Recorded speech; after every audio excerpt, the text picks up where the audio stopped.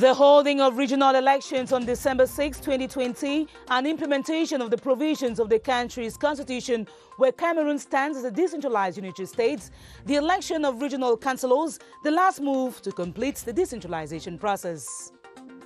Leaders of political parties and their sympathizers hailed the convening of the electoral colleges from a demonstration to respect the setting up of institutions to the volition to foster local development. Their views are highlighted tonight. The number of holders of a higher national diploma skyrockets daily in Cameroon. What options are offered to meet local demand, and how do graduates fit in the job markets to earn a living and to create wealth? The 7:30 News investigates. Good evening and thanks for joining us. Those were our headlines.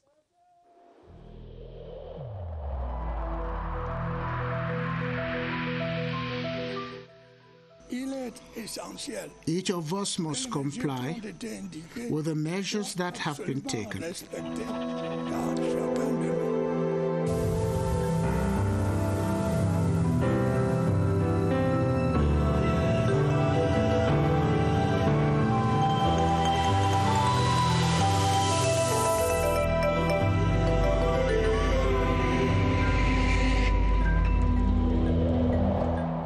The Constitution of Cameroon stipulates that the country shall be a decentralized unitary state, one and indivisible, secular, democratic, and dedicated to social service, with regional and local authorities comprising regions and councils.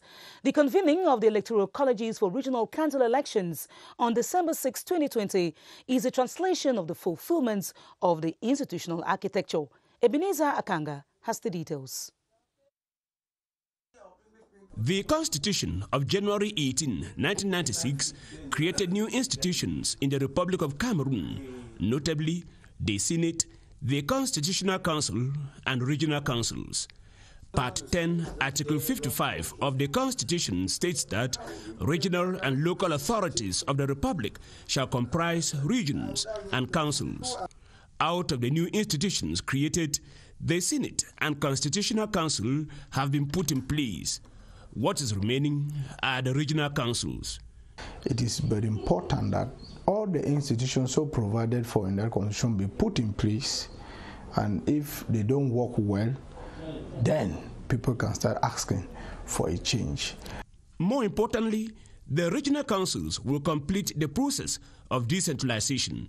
With the putting in place of these regional houses, we think that it's going to enhance the decentralization process, and power and responsibilities will go closer to the people. The people will be the one to select those who sit in the regional houses, and if those sitting there do not work well, the same people will remove them.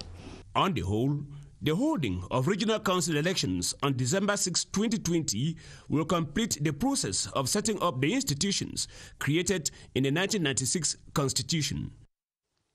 After yesterday's presidential decrees summoning the electoral colleges, it is now time for the election governing body of the country to begin material preparation for the polls. At Elections Cameroon, ELECAM, voters' lists are being compiled. Candidatures will be received for the next 15 days. Beatrice Lawson will report on what is being considered now after the convening of the electoral colleges.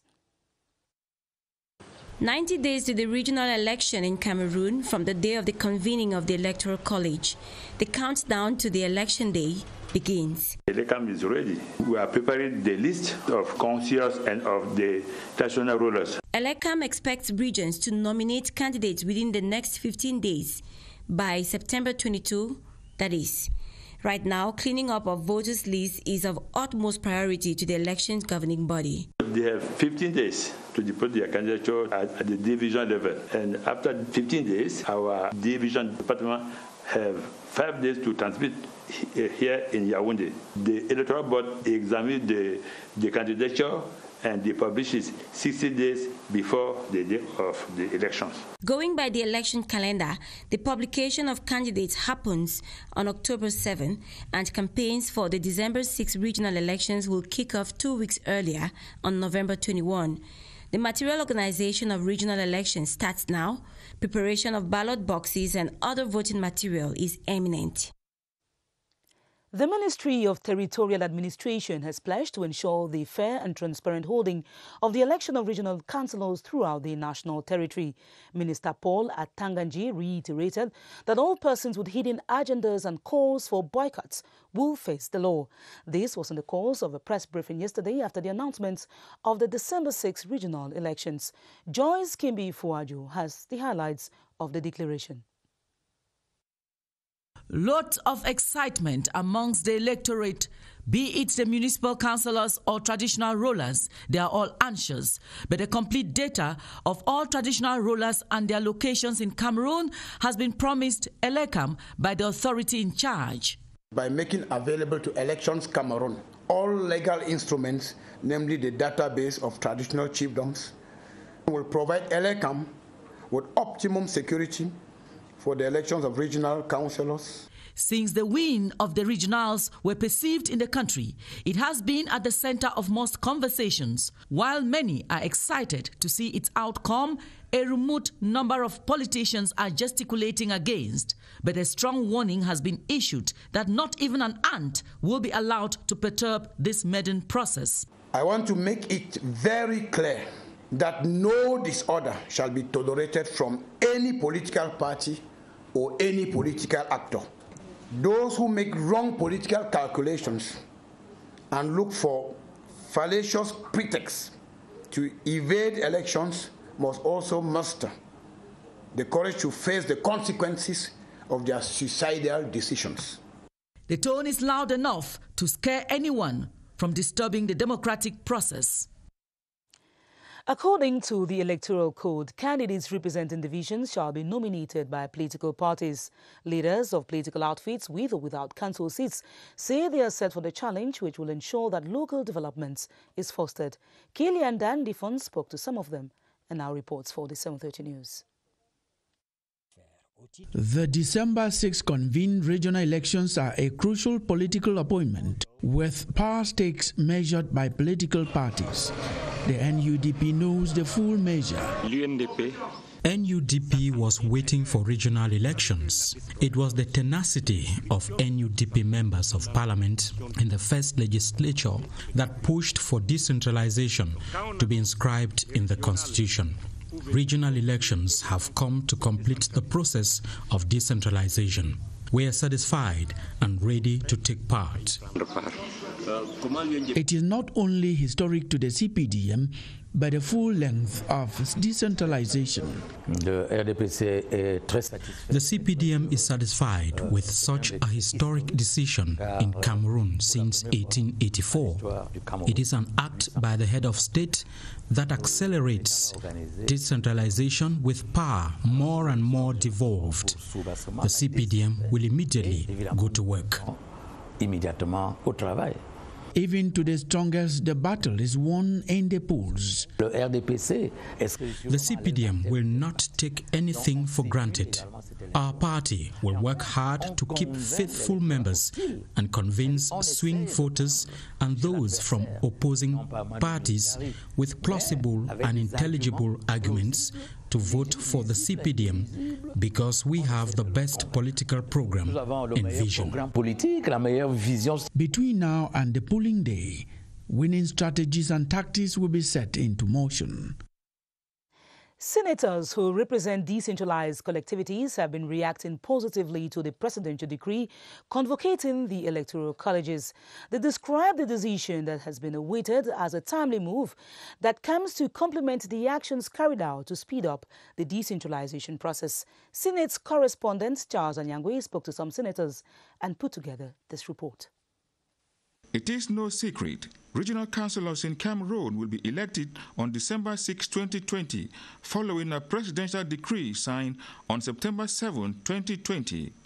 This decree was received with great joy by members of the Upper House of Parliament. I received this news of the election with euphoria, with a lot of joy and happiness. Traditional rulers who are senators see this decree as a milestone in Cameroon's democratic process owing to the fact that they will be fully involved in the exercise. Devolution has not only come to the delegates, but even right to the suburbs and villages of the Northwest and Southwest. Senators of the CPDM view the convening of the electorate as a final step in Cameroon's electoral process.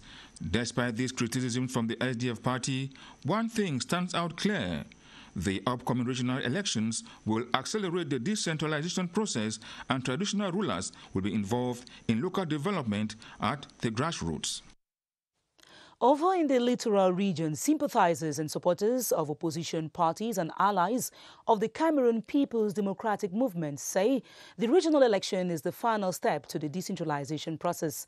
Alphonse Abongwa caught up with officials of Manidem and MPCN who admit that will, amongst others, solve the issue of traveling to the nation's capital, Yaoundé, to follow up files. Here's his report. It will be the first ever regional election Cameroon will witness, and the political class in the littoral region considers it a jewel for the country. The current sociopolitical context in the northwest, southwest and the far north are supposed to serve as booster for us to participate in these elections to better address the issues raised. The politicians want Cameroonians to focus more on the concrete changes that the nation will witness with the coming of regional councils. The regional council will henceforth decide the number of teachers and health workers to be recruited in schools and hospitals. The littoral region is a boiling pot for political action in Cameroon, and the build-up to the December 6th date will be another opportunity for parties to showcase their capacities. In the center, south and east regions, political party leaders reassure that the time is right for them to implement their strategies to win seats in the regional councils. For a couple of them, the outline for success had been drafted long ago, and they are now working on who their representatives will be. Romeo Nkenyi tells us more. It is with great excitement and enthusiasm that the political class in the South Regional Capital Ibolova welcomed the presidential decree convening the electoral colleges for the regional elections on December 6. Many have, however, expressed the willingness to fully take part in the polls. I am very happy that the president signed the decree. We have been waiting for a very long time. I think this is an opportunity for us local authorities in the south to accelerate our development. In the East region, mobilization ahead of the elections is already conspicuous within the ranks of certain political outfits. Political pundits have been saluting the president's decision. The Central region, for our part, has not been indifferent. Politicians here have described the presidential decree as being timely. They have equally termed the move the cornerstone of decentralization in the country. Our participation in the election is going to create a lot, not only at the level of the institution, but equally at the level of those candidates who will be taking part in the election. This is exactly what we have been waiting for so long. I mean, it's just come to meet a popular demand. The die has been cast. It is now left for aspiring candidates to brace up towards forthcoming elections. And away from the upcoming regional elections, hundreds of illegal occupants on the Mesamenugu Crossroad in the Yaoundé 5 cancelled area have been evicted from their homes and business premises. The demolition, supervised by the city mayor of Yaoundé, Luc Messi Atangana, came weeks after the inhabitants had been enjoined to quit. Gilbert Ongena witnessed the exercise that is meant to keep the town clean.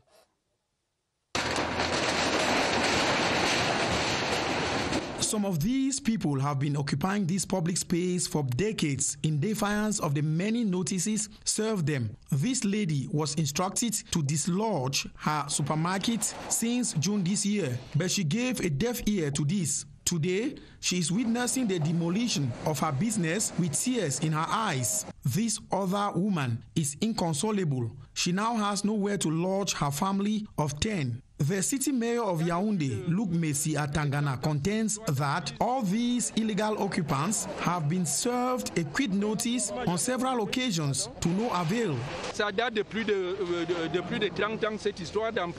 He insists that whosoever indulges in haphazard construction of buildings or in any other form of urban disorder in Yaoundé would face the music. We sympathize with those residents, but the law must be respected. Now on to diplomacy. The new ambassador of the Federal Republic of Germany, Her Excellency Corinna Fricke, has been granted audience by the Minister of Forestry and Wildlife, as well as the Minister of Small and Medium-Sized Enterprises, Social Economy and Handicrafts. With Minister Jules de Rendongo, the German diplomat discussed ways of promoting the sustainable management of forest ecosystems and the mitigation of climate change effects. Meanwhile, her exchange with Minister Achille Basilican III focused on her country's support to enable small and medium-sized ventures thrive in Cameroon through training and financing. In health news, preparations are heightening ahead of the 18th edition of the AIDS-Free Holiday campaign initiated by First Lady Mrs. Chantal. Negative on rapid testing to confirm their negativity, and it's also what we use actually for those who are traveling and for those who have any clinical condition. So this approach put in place really helps us to track, to test, and to treat whenever necessary. And finally, Doctor, how effective is this national testing strategy? We have looked also on the data that we have generated so far, and what we realize is that this two-stage approach that we use for COVID-19 testing, the rapid antigens, helps us quickly to detect those who are those high-risk transmitters in the community. So we really urge Cameroonians to go for this massive rapid testing such that we should be able to reduce the risk of transmission in the community by detecting on time those high-risk transmitters. And also at the second point, even if you have a negative result on rapid antigen, we still have the PCR at the back line to be able to confirm your negativity. And what we are doing now so far has been able to prove that Cameroon is controlling the infection because of this efficient testing approach. Thank you so much, Dr. Joseph Foucan, for being a guest on the 7:30 newscast this evening. If the government of Cameroon has been successful so far, well, as far as controlling the spread of COVID-19 in the country is concerned, it is thanks to this national testing strategy, which has been quite successful so far. Back to you, Esther Kima. Thanks very much, Bordin Sama. It can't be overemphasized. COVID-19 testing and treatment is free for all persons, so do not hesitate to get screened for the virus. In our in-depth report tonight, we explore what the future holds for holders of a higher national diploma. It is barely 1 week since a new batch of HND graduates joined the job market, and the uphill task is how to apply the knowledge acquired in order to earn a living. How easy is it for them to get integrated? Beatrice Ngum has been finding out.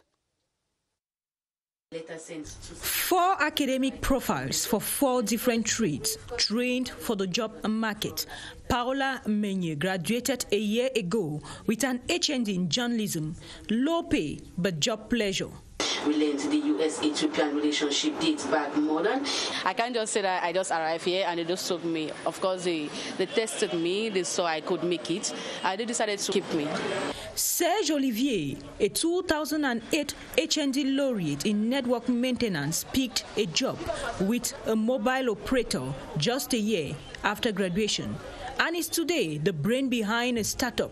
He and his friends have decided to be job creators. And owning an enterprise too is the vision of these young girls and boys with an HND in pisciculture. I want to have my own farm because I have a good formation for this institute. Schools that train in HND say the training is tailored towards job creation, but upon graduation the employment is low, but the impact satisfactory. Those who are recruited, the employers are very satisfied. For the recruitment, the percentage is 30%. For me, it's low. So we have to increase this percentage. With these testimonies, laureates with an HND can sail through the job market in flying colors. On today's development story, measures geared towards solidifying trust between Cameroon and Equatorial Guinea, as well as resolve border security issues, have been examined in Ibibeyin, Equatorial Guinea. Members of the first subcommittee meeting of Defense and Security have agreed to continue surveillance in QC in the South region as part of efforts to check illegal activity in the borders. Drusilla Mokosa-Joki was on special assignment in Equatorial Guinea. She now revisits some of the major issues discussed. The Ibibeyin meeting was the start of the implementation of the Sipopo Accords, ambitious in enabling both countries join forces to not only clear their shared borders of illegal activity, but also to re-establish trust, considerably reduced due to some socio-political and economic moves, such as the closure of their shared borders and the erection by Equatorial Guinea of a border wall infringing on Cameroonian soil, albeit the halt of construction work. After establishing infiltration corridors of illegal activity in Ibibeyin, Cameroon's commander of the 1st Combined Military Region, Brigadier General Ezonvondo Simon, and Equatorial Guinea's Chief of the Army and Defense Forces, Major General Lamberto Ngema Misha, were anxious to continue the same exercise in QC in the coming weeks. Accent will be laid on educating the population on the dangers of cross-border criminality and continuing discussions that could pave the way for the reopening of the borders and so buoy economic activity in the Central African sub-region. Over in the Southwest region, the management and staff of the Cameroon Development Corporation, CDC, have expressed gratitude to the head of state, His Excellency Paul Biya, for assisting the corporation that has been badly hit by the social upheavals. At a meeting chaired by Benjamin Itwe, the workers were reassured of government's resolve to protect the workers as well as the interests of the CDC. Details with Regina Ngale-Doko from CRTV Southwest in Boya. Ever since the crisis started, the Cameroon Development Corporation has been facing serious challenges, one of them being that of protecting its land.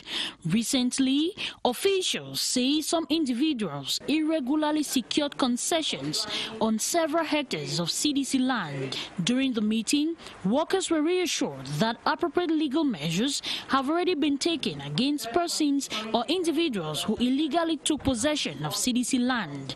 Apart from the land issue, the official also used the occasion to express their gratitude to the head of state, Paul Biya, for his prompt intervention to rescue the corporation. According to the chairman of the corporation, Benjamin Itwe, the continuous survival of the CDC is thanks to the numerous financial subvention to the corporation by the government on the instruction of the head of state. Reason why he used the occasion to extend their profound gratitude to the head of state and promises to do everything to work for the reconstruction of the CDC. Now on today's advertorial, the Cameroon Water Utilities Corporation, CamWater, is extending its supply network in Jah and Lobo Division of the South region. In Sangmelima, a water supply scheme has been constructed to distribute some 7,000 cubic meters of water. Far from the target, the corporation has committed to step up its efforts, as Spontaneous Lawang reports. This is Sangmelima. With a population of over 65,000 inhabitants, the town is expanding enormously, but some neighborhoods are thirsty. The Cameroon Water Utilities Company, CamWater, has invested billions of CFA francs in a veritable thirst quencher. This is a project initiated by the general director from CamWater. It's about bringing water to all the population that need to have water in their home. We have many demands from network extension, so we are making some studies to bring water to the people. The water extension project derives its source from the River Lobo. At this catchment area, we capture water with the use of 3 water pumps and another on reserve. From here, we send water to the treatment station. To ensure standard quality, the raw product is processed in a state-of-the-art water treatment station at the Monavebe neighborhood of the town. In case of any network extension, we are able to satisfy the demand. We produce 7,000 cubic meters of water and distribute just 2,000 per day. In case of power cuts, we have a power generator on standby. The ready-for-consumption water is pumped up to the central distribution center, from where it is injected into a 15-kilometer network for use.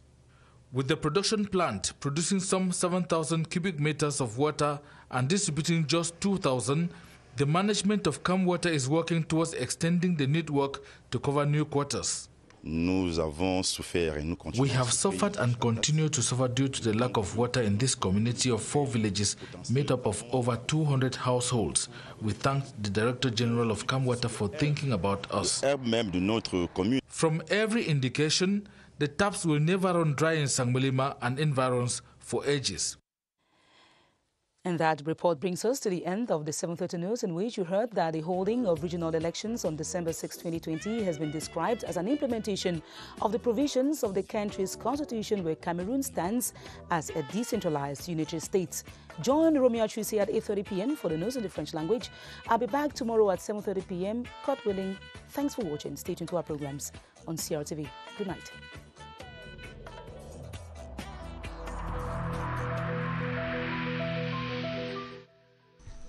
The wearing of face masks in public places will be mandatory until further notice.